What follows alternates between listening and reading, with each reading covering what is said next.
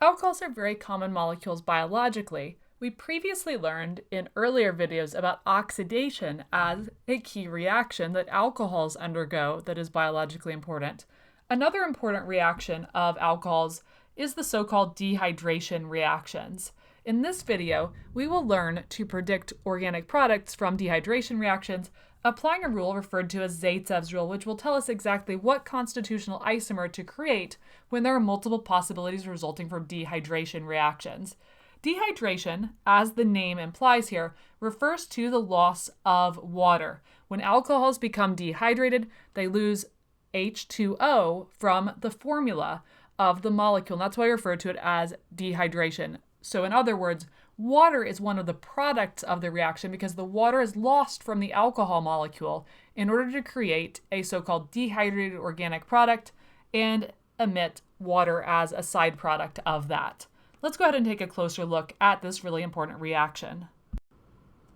Dehydration reactions in general are defined as reactions where water is lost from a molecule. In other words, water is an organic product. So it's a reaction in which water is a product. And there are a variety of different so-called dehydration reactions. The dehydration of alcohols is only one type of molecule that can be dehydrated. In the case of dehydration of alcohols, the general reaction that we are looking at from the perspective of functional groups is that we will take an alcohol starting material. When the alcohol starting material loses water through a dehydration reaction, the outcome of that is the product will be an alkene. Creating an alkene, a carbon-carbon double bond, in response to losing H2O will ensure that all of the carbon atoms retain their carbon octet. And so, in order to form an alkene, what we will do in each case during these dehydration reactions is we will remove H and OH from adjacent carbons in order to form the alkene. So I'm just going to list that there, that we remove H and OH from adjacent carbons. And we'll put an alkene in its place so that an octet is maintained on each of those two adjacent carbon atoms. So an alkene forms between those two adjacent carbons. At the end of the reaction, we should have a complete octet on all of our atoms for sure. All right, so let's take a look at an example here of applying this toward a specific molecule. We'll start with ethane, CH3, CH2, OH. We will treat that with reagents that lead to dehydration, and I'm just going to label that for now as dehydration reaction. We will get a bit later into what reagents are necessary to catalyze this reaction. The outcome of this reaction is that we will lose water from the starting alcohol molecule to give an alkene product. The way that water is lost is that the OH group will be cleaved off from one of the carbons, and the adjacent carbon, so this carbon right here is the one that's directly connected to the OH group, so not this carbon, but the next one over, the adjacent carbon, this carbon, will lose a hydrogen atom. So this one loses a hydrogen, and this OH is lost as well. And that gives the net effect of water, H2O, being lost from the molecule. Hence, one of the two products of the reaction is water. Generally, we're not too concerned about that because generally what we're focused on is what's happening with the organic molecules because those are the ones that are biologically most relevant. So when we lose an OH from here and an H from the adjacent carbon, what happens is that in between those two carbons, an alkene group forms so that each carbon has a complete octet even after the OH and H are lost. So we form an alkene here in the product molecule. Let's go ahead and do that. So we will have lost one of the three hydrogens from the carbon on the right, so it'll become CH2 as a consequence. And I'll go ahead and put those H's out here in Lewis structure format like so. So that would be our CH2 from the carbon on the left, which I'll highlight that in that turquoise color. It lost that third hydrogen, so the third hydrogen is no longer there. Then we come over here to CH2. There'll be a CH2 at this position, the other carbon of our chain. So this carbon right here, and an alkene group connecting the two together. There's no longer an OH group because that was lost by definition of a dehydration, but there will be the two hydrogen atoms here, and hence we do need to plug those in here and here.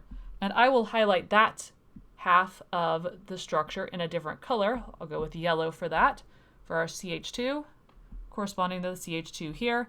And you'll notice that in the product, between those two carbons where one lost an H and one lost an OH, that is where our alkene group will reside.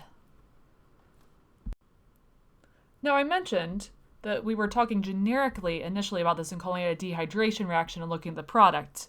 In actuality, this process does not occur rapidly in the absence of a catalyst. The catalyst for this reaction will be acid. So I'm going to list on the key list of features here for this reaction that is acid catalyzed. A very common and inexpensive acid for this to be done in lab is sulfuric acid, which is abbreviated as H2SO4, is a common acid used for this.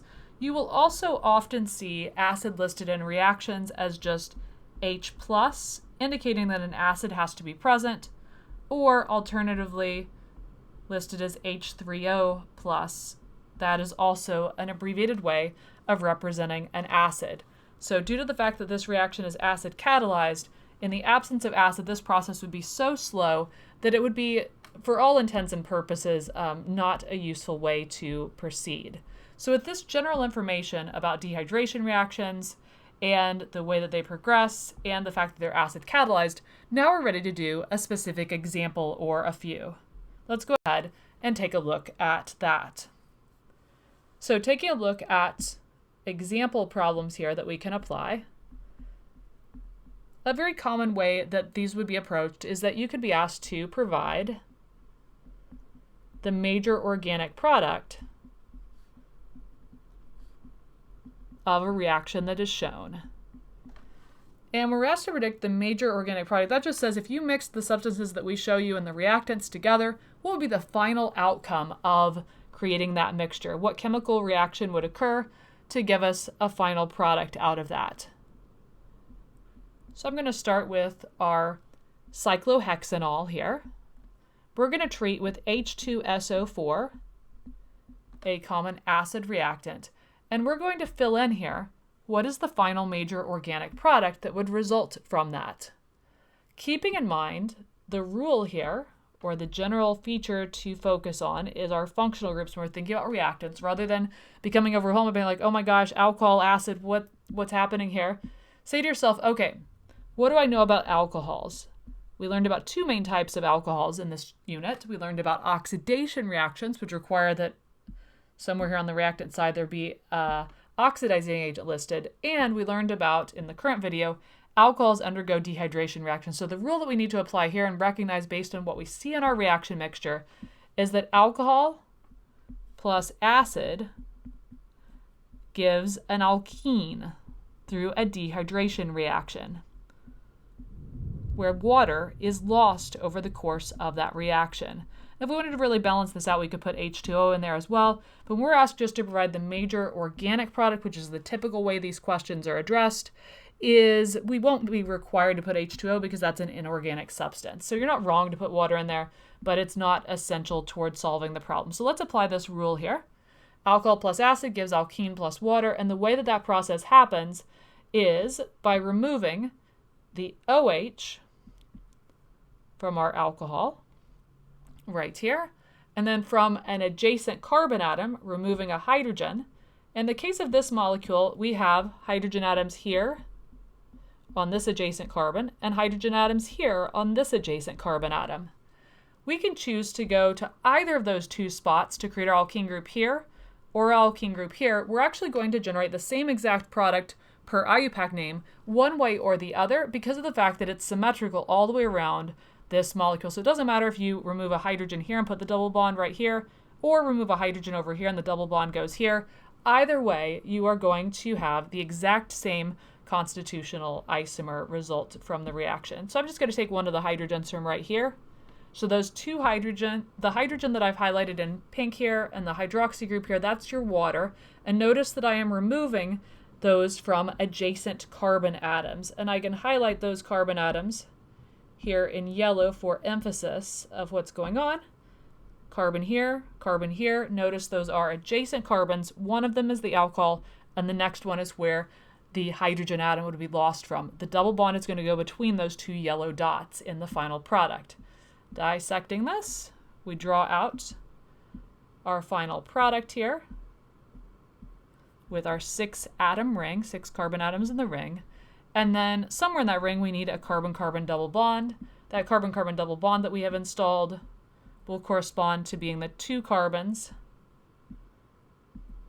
of what started off as one of those 2 being the alcohol group and the other being a CH2 group at the adjacent carbon. So the yellow dots here correspond to the yellow dots over here. Notice that per the general guidelines for making a dehydration product, we've taken off the hydroxy group and we've put in a carbon-carbon double bond there in order to indicate that we've dehydrated the molecule. The other product of this reaction, not essential to write, would be that we had made water, and that's why this is referred to as a so-called dehydration reaction. So all is well and good in cases of the dehydration reactions we looked at so far, because no matter where you chose to remove the hydrogen adjacent to the carbon that has the hydroxy group, you would get the same constitutional isomer in any of those cases. However, in some cases, there are multiple products possible. For example, if we were to start with this molecule, 2-butanol, we'll go ahead and draw out 2-butanol here to start. And we'll treat that with acid, such as sulfuric acid H2SO4. Drawing out 2-butanol, I'm going to draw it out as its condensed structural formula so we can see exactly where the hydrogens are that we could remove from this. Filling the octets on all of the atoms here. When we remove our OH group here from this carbon, the carbon that is highlighted in pink has 2 adjacent carbon atoms. One that I will highlight in yellow over here is directly connected to it, and the other, which I will highlight in blue, is directly connected over here. That leads, when we do the dehydration reaction process with acid, to 2 possible final products from this reaction. One of those products will correspond to putting the double bond going toward the left, like this. So double bond could go here, perhaps. Or, alternatively, the double bond could connect the carbon there that has the hydroxy group to the carbon that I've highlighted in blue. So the carbon-carbon double bond could span here instead. Now, what we run into with this particular problem is that if we draw out the possible products that correspond to that, we'll call this option A, and this one option B. In the case of option A, if we put our carbon-carbon double bond here, that would be our double bond between the carbon that's highlighted in yellow and the carbon that is highlighted in pink. And connected to the carbon on the left in yellow would still be a methyl group, CH3, as well as a hydrogen, because that carbon in yellow initially had 2 hydrogens. Remember that one of those 2 is lost during dehydration, so it would still have 1 directly connected to it over here, as well as being directly connected to the CH3 methyl group. And then to the right of the carbon that we've highlighted in pink, we just have that CH3 group and the H, because nothing has happened over there in this possible scenario. So we have an H and a CH3. That's one route that this reaction could take. Path B in our choose your own adventure here would instead correspond, based on our map, to putting the double bond over here between the carbon in pink and the carbon that we had highlighted in blue. So what about going that route? Well, if we go that route, then starting on the left side of the molecule, our CH3, CH2, where the CH2 was the CH2 that was highlighted in yellow, are intact because nothing has happened on that side of the molecule. Then we come to our carbon that was highlighted in pink there. That's going to be our carbon that becomes part of the carbon-carbon double bond. We have the double bond coming this way toward the right. And so I'll highlight in pink that carbon that was originally part of the alcohol group over here on the reactant side that I'm highlighting has become an alkene group in the product. That carbon was directly connected to the CH3CH2. We've still got that in here, CH3CH2. This carbon to have a complete octet also needs its hydrogen still attached. That's the hydrogen right here. So I'm going to go ahead and plug that in as well. So you have a hydrogen here also. And then coming to the right of this, we would have our CH3 group. So we'll go ahead and plug that in. And due to the fact that we're making a double bond here, that CH3 has to become CH2. And so I'll fill that in as CH2, where each of those atoms that I will highlight in blue on the reactant side, we're showing in blue on the product side here as well, all highlighted in. So in scenario B, what we've chosen to do is put the double bond here between the pink carbon, carbon number 2 of the chain, and carbon number 1, the carbon in blue, to put the alkene group between the two of those in the dehydration process. You will notice that these two structures are related to one another as so-called constitutional isomers. And we can tell they're constitutional isomers because if we determine the IUPAC name of the structure on the left, numbering the longest carbon chain, we would see that the alkene group was between carbon 2 and carbon 3. For the structure on the right, numbering the longest carbon chain would put the carbon-carbon double bond at position number 1. So 1 butene versus 2 butene are definitely constitutional isomers of one another.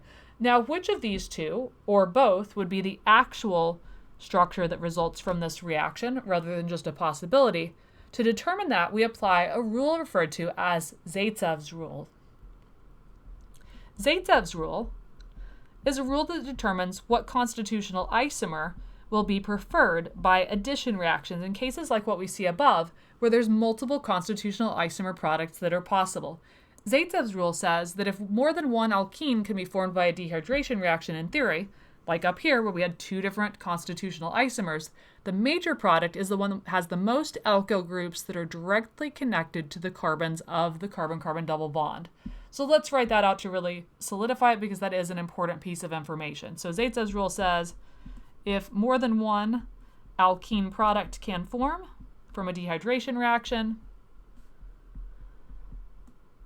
the major product, which is what our question asks us for and what our question will generally ask us for, is the major organic product, is the one with more alkyl groups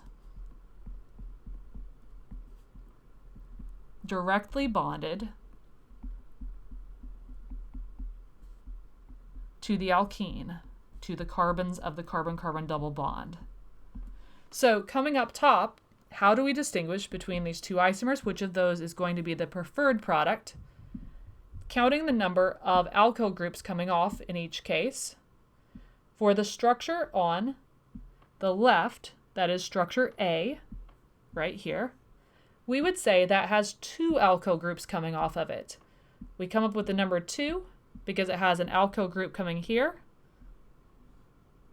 and here. We're counting the number of carbons or number of alkyl chains that are directly connected to the alkene. So you have 1 over here and 1 over here. That is 2 alkyls in total. So I'll call it 2 alkyls.